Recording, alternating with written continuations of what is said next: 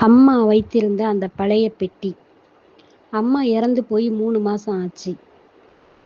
அருண் வீட்டில் இருந்த அவரோட பொருள் எல்லாத்தையும் எடுத்து பார்த்துட்டு இருக்காங்க. பழைய சேலைங்க, சமையல் பாத்திரங்கள், அவள் தினமும் பயன்படுத்திய கண்ணாடி, அந்த கண்ணாடியில் ஒட்டியிருந்த ஸ்டிக்கர் போட்டு எல்லாத்தையும் பார்த்தபோது அருணுக்கு பெருசா அழுக வரல. ஆனா பரணியில ஒரு மூலையில இருந்த ஒரு பழைய பெட்டியை பார்க்கும்போது அவன் அப்படியே ஷாக்காய் நிற்கிறான். இந்த பெட்டி இங்கே தான் இன்னும் இருக்கா? சின்ன வயசுல அம்மா அந்த பெட்டியை திறக்கவே விட மாட்டாங்க. இதுக்குள்ள என்ன இருக்கு அப்படின்னு கேட்டா, நீ பெரியவனான பிறகு உனக்கே தெரியும் அப்படின்னு சிரிச்சுட்டே சொல்லிடுவாங்க.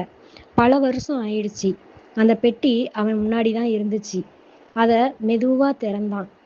உள்ள பெருசா பணம் எதுவும் இல்லை, நகையெல்லாம் இல்லை, பத்திரங்கள் இல்லை. அதுக்கு பதிலா சிறிய காகித துண்டுகள் மட்டுமே இருந்துச்சு.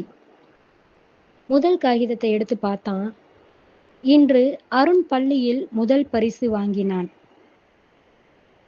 அடுத்தது, இன்று அருணுக்கு காய்ச்சல், இரவு முழுசும் தூங்கவே இல்லை, நானும் தூங்கல.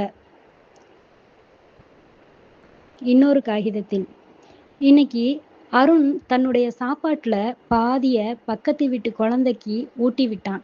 அதை பார்க்கும்போது ரொம்ப பெருமையா இருந்துச்சு. அந்த வரிகளை படிக்கும்போது அருணுக்கு கண்கள் எல்லாம் கலங்கிருச்சு. அடுத்த காகிதத்தை எடுத்தான். இன்னைக்கு அருண் என்கிட்ட ஒரு பொய் சொல்லிட்டான். ஆனா அவன் உண்மையை சொல்ல பயந்துகிட்டு தான் அந்த பொய்யை சொல்லிட்டான். நாளைக்கு அவன்கிட்ட நம்ம கோபப்படாம பேசணும் அப்படின்னு எழுதியிருந்துச்சு. அவன் மௌனமா சிரிக்கிறான். அம்மா அவனுடைய தவறுகளை கூட மறக்காம எழுதி வச்சிருக்காங்க. கடைசியா ஒரு சின்ன காகிதம். அதை திறந்ததும் அவனோட கையெல்லாம் நடுங்குச்சு. அதுல என்ன எழுதியிருந்தது தெரியுமா? என் பையன் பெரியவனானதுக்கு அப்புறம் என்ன மறந்தாலும் பரவாயில்ல, அவன் ஒரு நல்ல மனுஷனா மட்டும் இருக்கணும். அதுதான் நான் கடவுள்கிட்ட கேட்குற ஒரே ஆசை.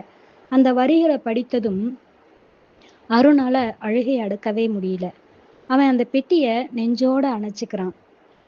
அன்று அவனுக்கு ஒரு உண்மை புரியுது. நம்ம குழந்தைங்களா இருக்கும்போது அம்மா நம்மளுடைய வாழ்க்கையில பார்த்து கொண்டிருக்காங்க. ஆனா உண்மையிலேயே நம்முடைய வாழ்க்கைய ஒவ்வொரு சிறிய தருணத்தையும் அம்மா தன்னுடைய இதயத்துல சேமிச்சு வச்சிருந்திருக்காங்க. நம்ம மறந்து போன நம்முடைய குழந்தை பருவத்தை கூட அவங்க மட்டும் மறக்கவே இல்லை. சின்ன சின்ன காகிதத்தை அதுல அழகா எழுதி வச்சிருந்திருக்காங்க. அம்மா இருக்கிற வரைக்கும் அவங்க கிட்ட பேசணும், அவங்க கையை பிடிச்சு உட்காரணும், அவங்க சொல்றத அவசரப்படாம கேட்கணும். ஏன்னா ஒரு நாள் அம்மா இருக்க மாட்டாங்க. அப்ப நம்ம கிட்ட இருக்கிறது அவங்களோட நினைவுகள் மட்டும்தான். நன்றி.